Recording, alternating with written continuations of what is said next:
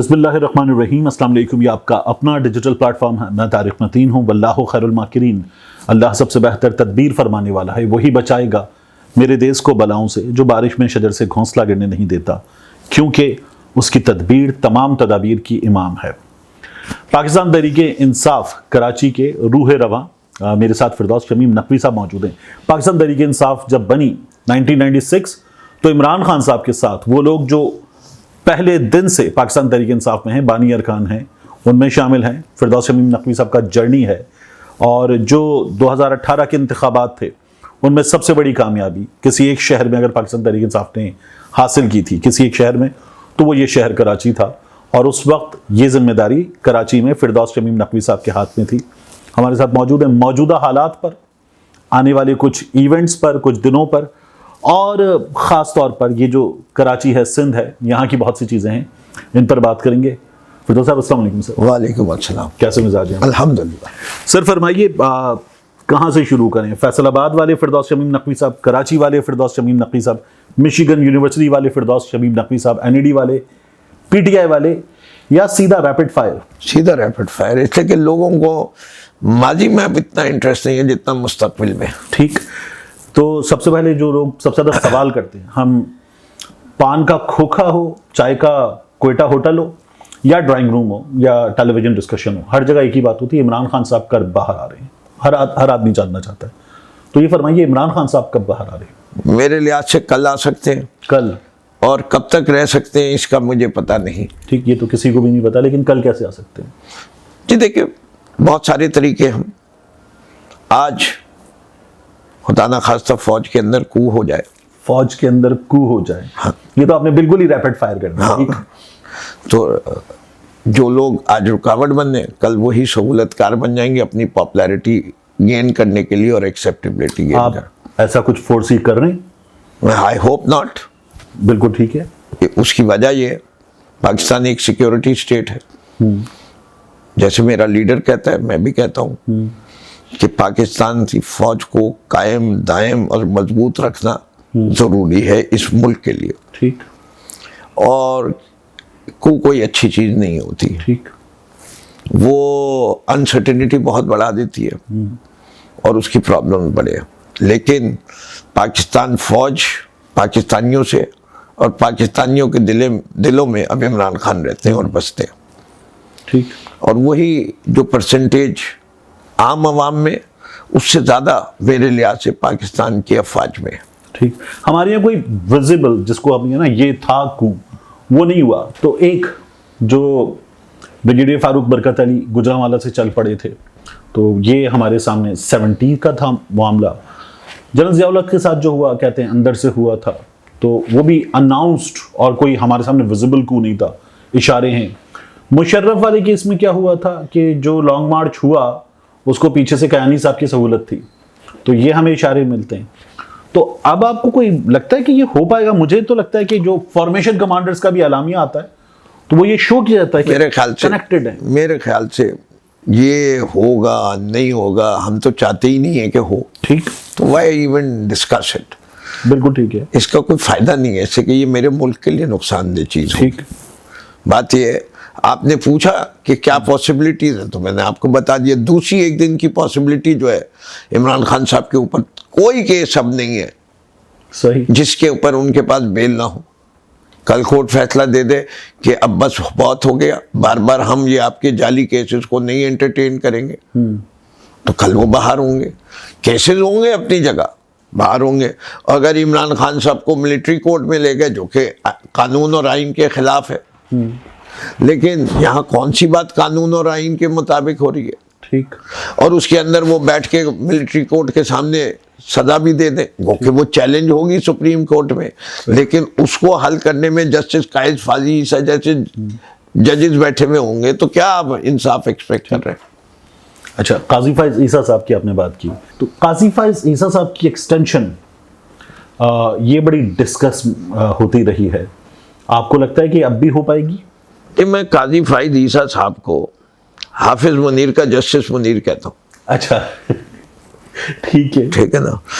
उन्हें अपनी जितनी और जिल्लत करवानी है उतनी वो एक्सटेंशन लेते रहे। ठीक।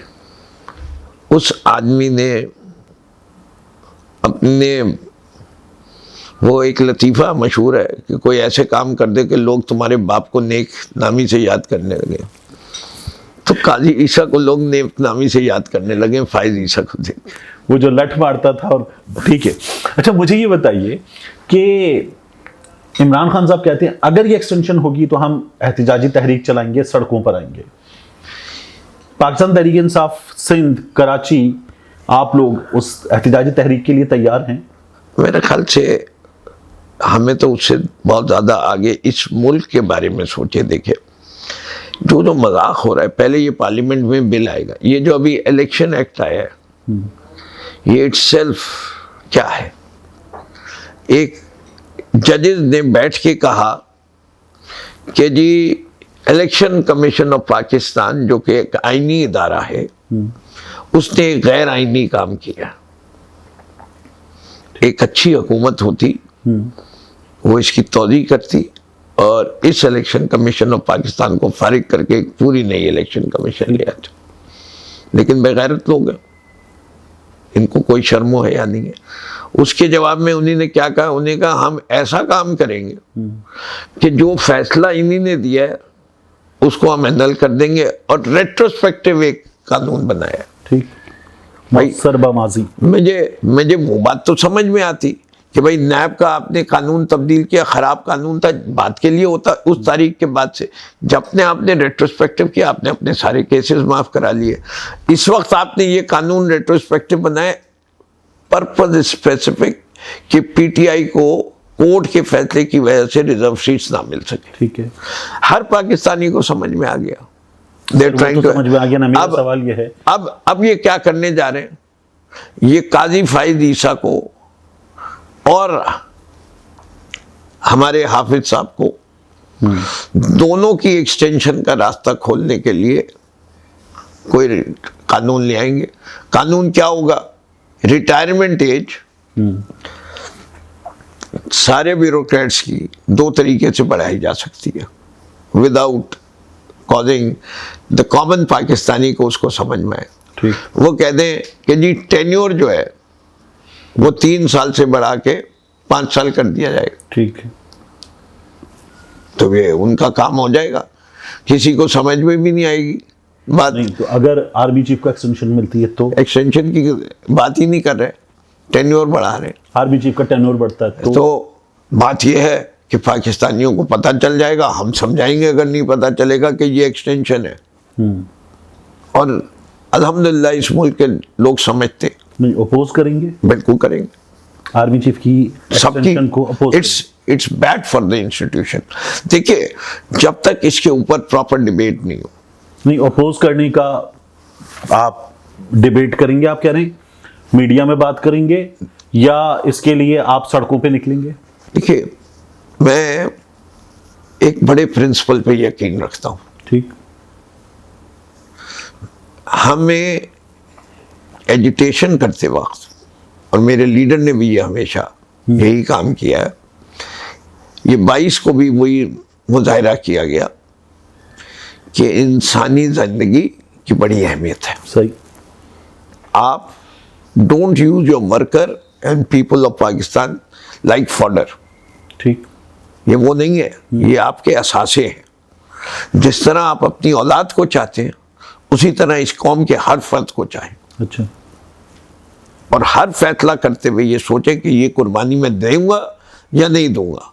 और ये सोचेंगे जो बच्चा मरेगा या नौजवान मरेगा या खातून मरेगी वो मेरी बेटी है, मेरा बेटा है। ठीक, और फिर मैं क्या ये फैसला करने को तैयार हूं कि नहीं। इससे बाकी सारी चीजें मैनेज हो जा सकती हैं। जो चीज कभी वापस नहीं आएगी वो जिंदगी वापस नहीं आती। सही सर, मौके वापस आते। इसलिए हम जब भी अपनी एजिटेशन करेंगे उसके बहुत सारे तरीके हैं। हम शटर डाउन स्ट्राइक करेंगे, हम पहिया जाम करवाएंगे, हम पुरअमन तरीके से धरना देंगे, हम जलाओ घराओ वाली तारीख ना यकीन रखते हैं। तो वो जमात जिसने जनरल बाजवा को एक्सटेंशन दी थी वो आसिम मुनीर पे इतना अपोज क्यों करेगी? इससे कि खुद तो अपनी गलतियों से सीखना चाहिए ना। ओके, इसमें कौन सी शर्म की बात है? गलतियां नजर आती हैं? है जी। उनकी गलतियां नजर देखिए सबसे बड़ी, मैं तो उस वक्त भी खिलाफ था, लेकिन वो मेरी जाती राय थे। जो हुकूमत का फैसला था वो पीटीआई की हुकूमत थी, मेरे पार्टी के लीडर ने कराई थी, मेरे जाती फैसले की कोई अहमियत नहीं रहती। लेकिन आपको मेरा कॉर्पोरेट बैकग्राउंड पता है।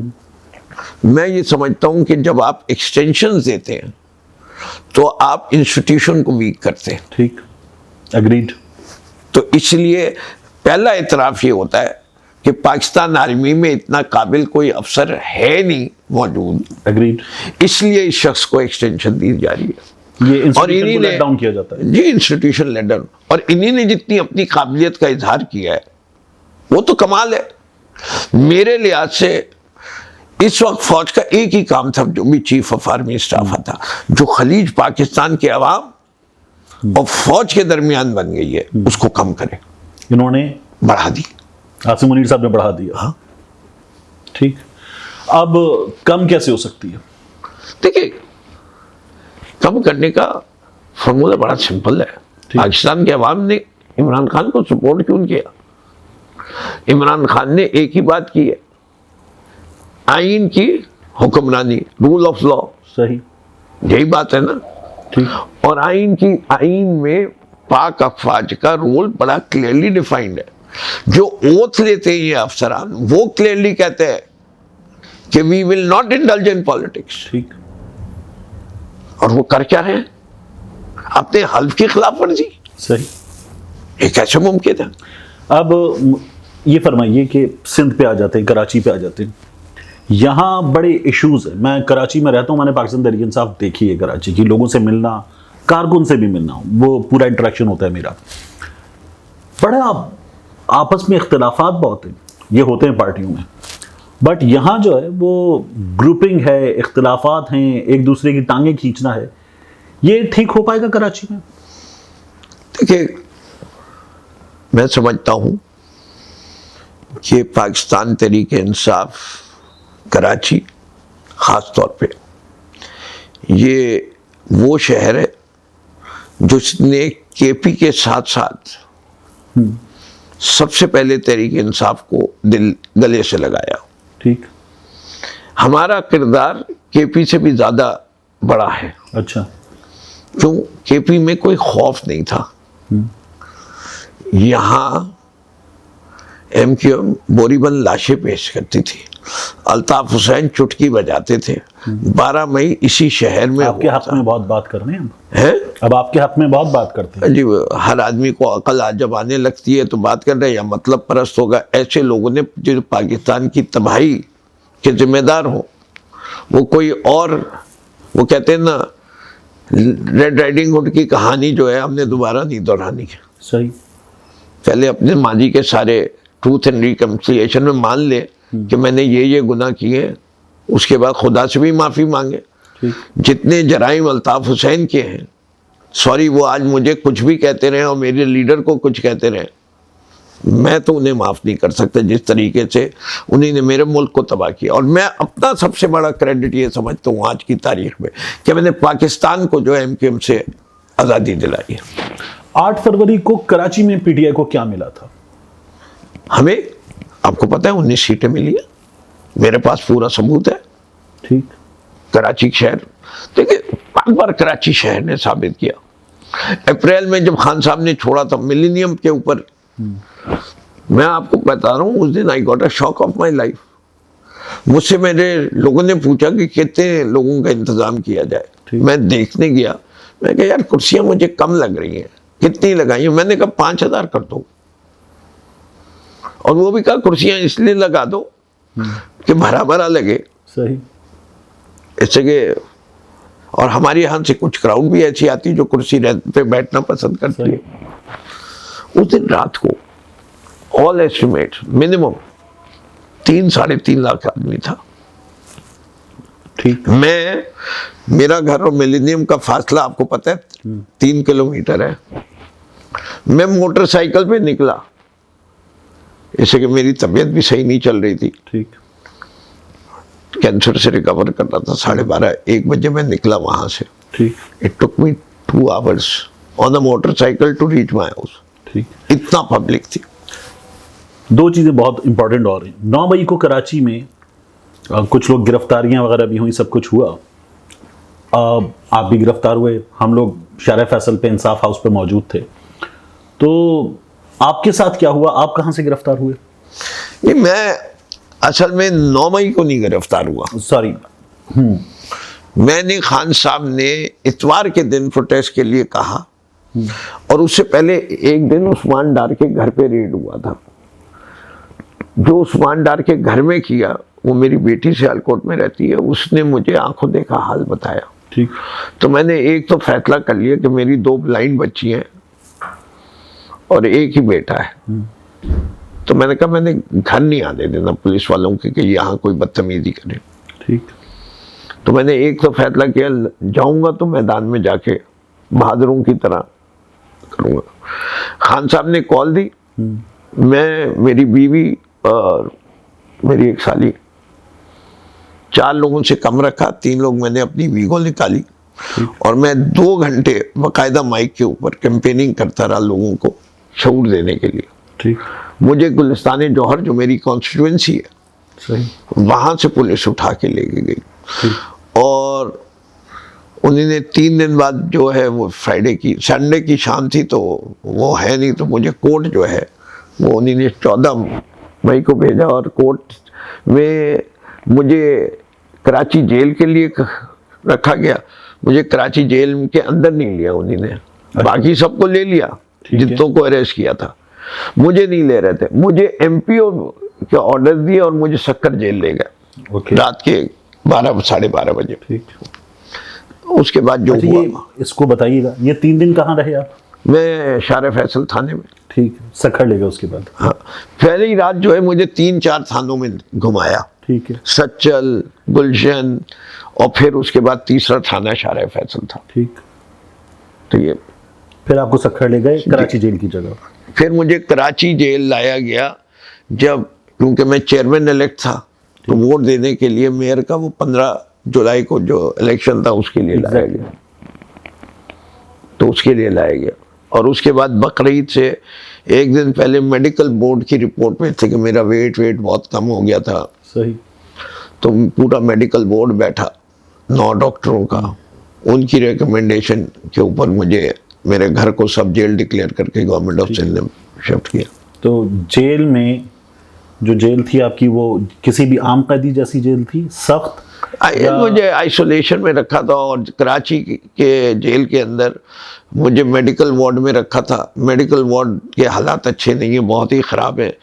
उसमें मुझे बेतहाशा स्किन डिजीज़ भी हो गई, जिससे मैं अभी तक मुझे खारिश वगैरह जिस्म पे बहुत ज़्यादा है। ठीक।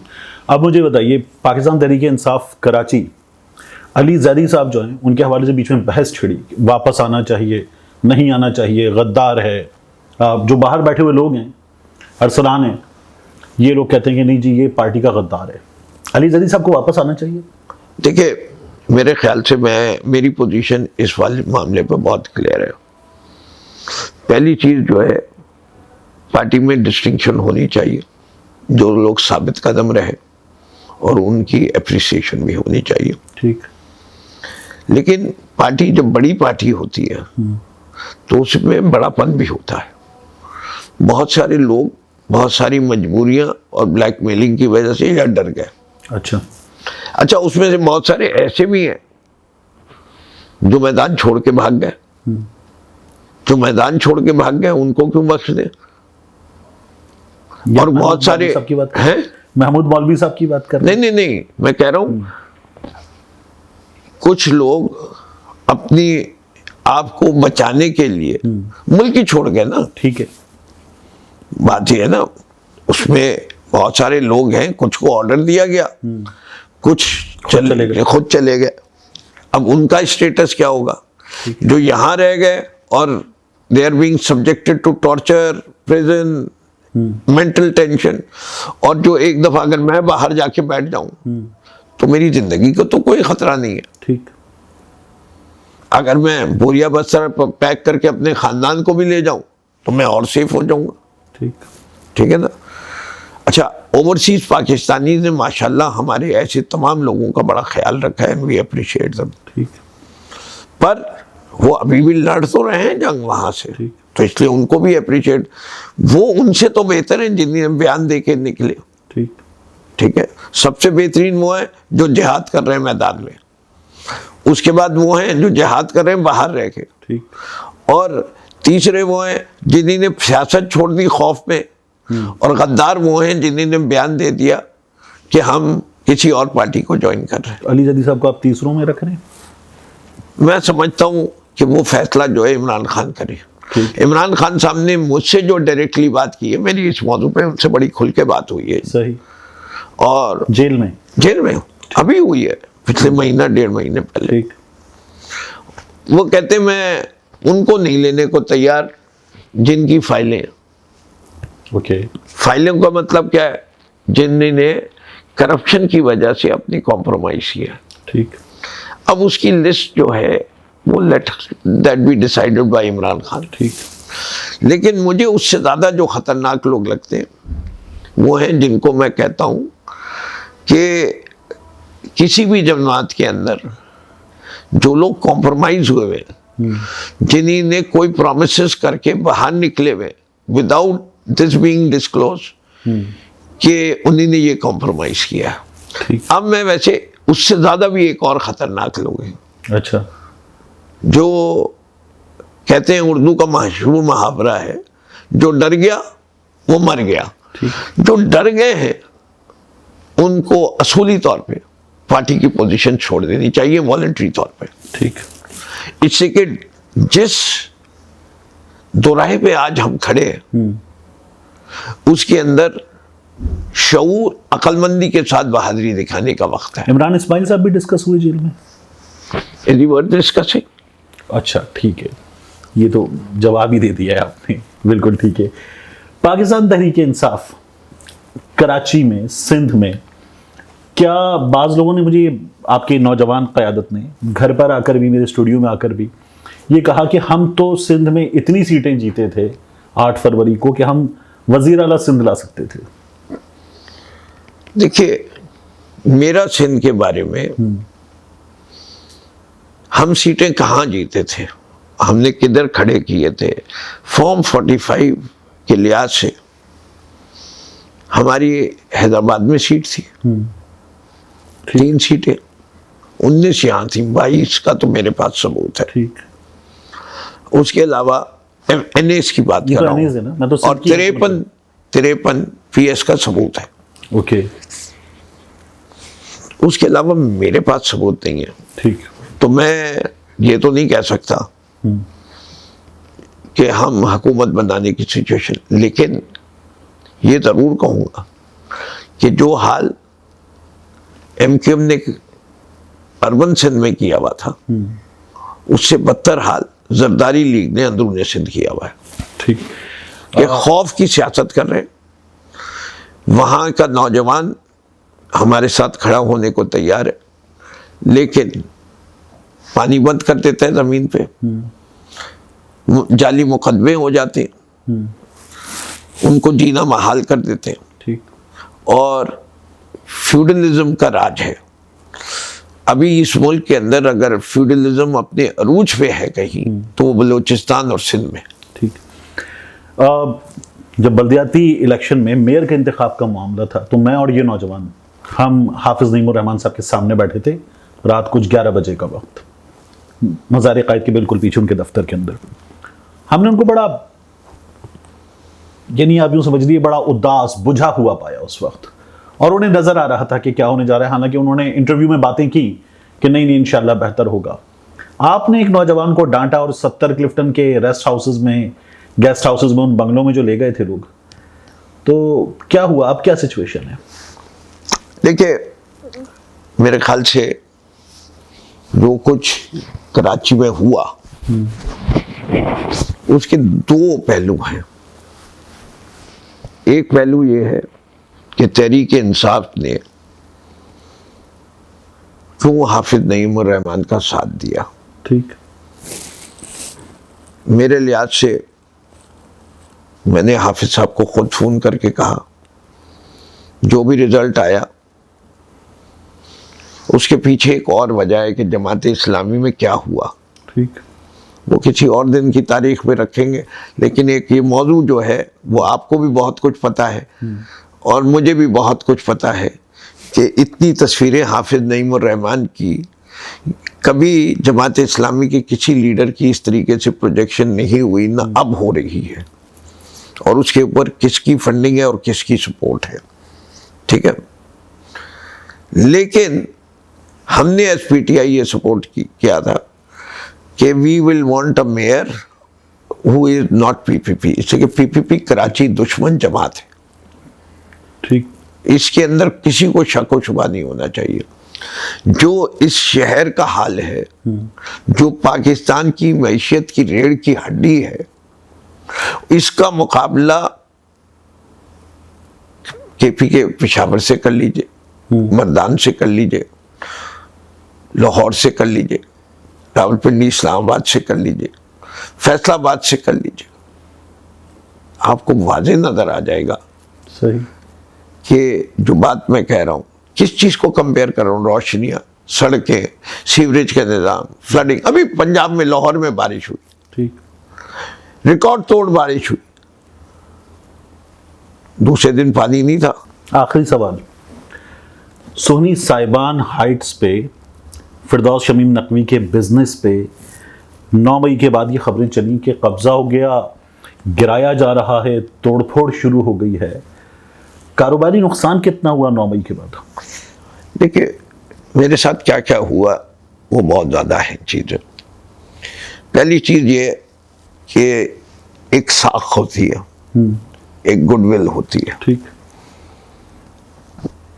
मैं ये नहीं कहूँगा कि जब मैं बिल्डर बना था, इसके कराची के अंदर जो मसाइल हैं बिल्डर्स के वो अपने, लेकिन जब से मैंने सियासत की है, आई बिकम टोटली कोशर। मैं कोई बिल्डिंग वायलेशन जो कि रेगुलराइज नहीं हो सकती वो मैं करता ही नहीं हूँ। ठीक। ठीक है, बगैर परमिशन के नहीं करता।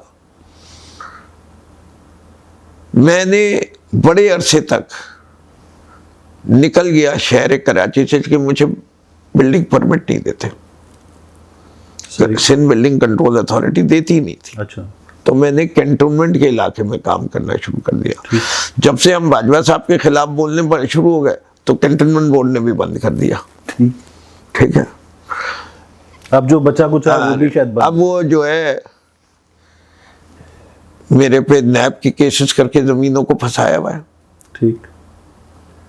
मेरी 2004 की एक जमीन खरीदी भी है, किधर, जिन्ना एवेन्यू पे। ओके। उसकी उन्होंने कह दिया, नैब में केस किया हुआ है कि जी इसकी जो है लीज प्रॉपर नहीं है।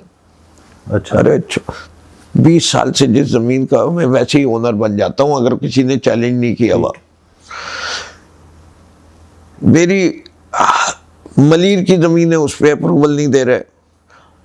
मेरी हॉक्सबे के रास्ते में वहां जमीन है, उस पर अप्रूवल नहीं दे रहे। तो मुझे तो बिल्डर लाइसेंस मेरा जो था, ठीक, वो इशू नहीं कर रही Sindh building control authority, renew नहीं कर रही,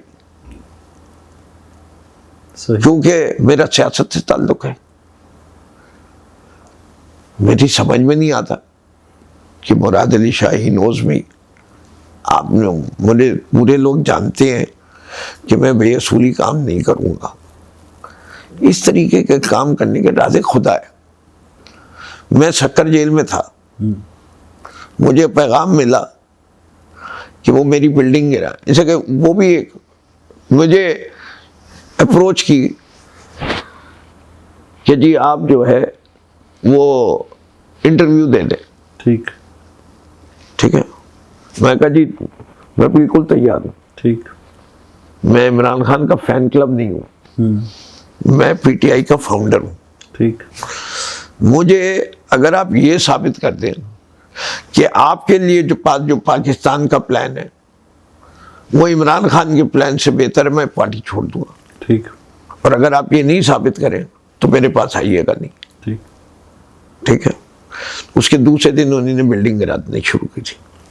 सही। ठीक है, मेरे बेटे का बीवी का फोन आया कि ये हो रहा है। मैं कहा अदालत का दरवाज़ा खड़काओ, और अगर गिराते हैं तो जिस खुदा ने मुझे ये दिया, मैं कौन सा जद्दी पुश्ती पोतड़ों का रईस चला आ रहा हूँ। मेरे वालिद साहब एक टेक्नोक्रेट थे, बैंकर थे, माशाल्लाह अरूज पे गए, बीसीसीआई ओवरसीज के प्रेसिडेंट है, but he died at a very young age 57, I was only 27। तो उन्होंने भी कोई ऐसी जायदाद नहीं छोड़ी थी ठीक, कि जिस पे हम ये कहें कि जी हम जद्दी पुश्ती रईस है। सही, we were upper middle class family. पहला आदमी हूँ अपने पूरे खानदान में जिसने बिजनेस किया। इसी तरह मेरा भाई अली नकवी सबसे मशहूर आर्किटेक्ट हो गया, वो भी पहला था जिसने मेरे बाद। तो फैमिली में बिजनेस हम करते ही नहीं थे। हमारे मेरे चचा केएससी के चीफ इंजीनियर थे, डॉक्टर्स थे, ये थे। इससे कि people who had migrated from India वो बिजनेसमैन नहीं थे। ठीक, तो उसी रब ने दिया है। जब मैं ये मानता हूँ, देखिए मेरा बड़ा, I firmly believe in it, और अपने तमाम नौजवानों को कहता हूँ, राज़े खुदा, ठीक, इज्जत और जिल्लत देने वाला खुदा, जिंदगी और मौत का फैसला करने वाला खुदा, तो इंसानों से डरना क्या और इंसानों से मांगना क्या। ठीक, दैट्स द मैसेज। सही। फिरदौस शमीम नकवी साहब हमारे साथ थे। इंशाल्लाह दोबारा कभी मौका मिला तो इनके साथ एक बार फिर बशर्ते ज़िंदगी नशिस्त रखेंगे। अस्सलाम वालेकुम। मेरी वीडियो जारी है, मगर मैं दरमियान में इसलिए आन टपका हूं कि आपको बताना है। आप देख सकते हैं हमारा दूसरा चैनल डॉक्यूमेंटेड भी। डॉक्यूमेंटेड में हम पाकिस्तान की तारीख के अहम तरीन वाक़यात, बाज़ औक़ात आलमी तारीख के अहम तरीन वाक़यात डॉक्यूमेंट करेंगे। ऐसी कहानियाँ जो ज़रा छुपी हुई हैं, अनकही हैं, मुकम्मल तफसीलात के साथ आपके सामने नहीं हैं। ऐसी कहानियाँ जिन्हें सुनकर आप दांतों तले उंगलियां दबा लें कि क्या ऐसा भी हो सकता है। उन वाक़यात को हम कर रहे हैं डॉक्यूमेंटेड।